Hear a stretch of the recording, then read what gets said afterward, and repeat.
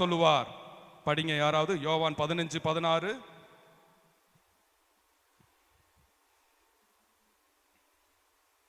தேடுங்கள் கண்டடைவீர்கள், புதிய ஏற்பாட்டில் தேடுங்கள் மிக விரைவில் கண்டடைவீர்கள்.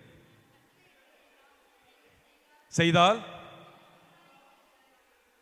15:16 நீங்கள் என்னை தேர்ந்து கொள்ளவில்லை, நான் தான் உங்களை தேர்ந்து கொண்டேன்.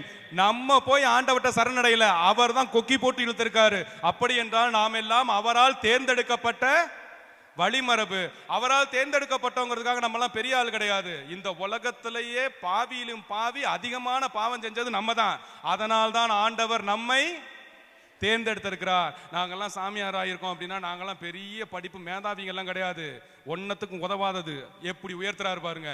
இதுதான் நம்ம ஆண்டவர். இப்படித்தான் உயர்த்துவார். நம்ம எப்படி காலியான பாத்திரமாக இருக்கிறோமோ அந்த அளவுக்கு அவர் நம்மை நிரப்பி உயர்த்தி கொண்டே இருப்பார். அதனால் தான் சொல்றார், ஆண்டவர் சொல்லுகிறார், நீங்கள் தேர்ந்தெடுக்கப்பட்ட வழிமரபு.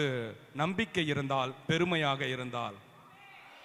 4 பெருமை சொல்லியாச்சு. 5வது பெருமை அதே 1 பேதுரு 2:9 நீங்கள் இறைவனுடைய உரிமை சொத்தான மக்கள். உங்களுக்கு ஆண்டவர் மேல் கோபம் இருந்துச்சுன்னா தாராளமா சண்டை போடுங்க. ஆண்டவர்ட்ட அழுவணுமா தாராளமா அழுவுங்க. கேள்வி கேட்கணுமா தாராளமா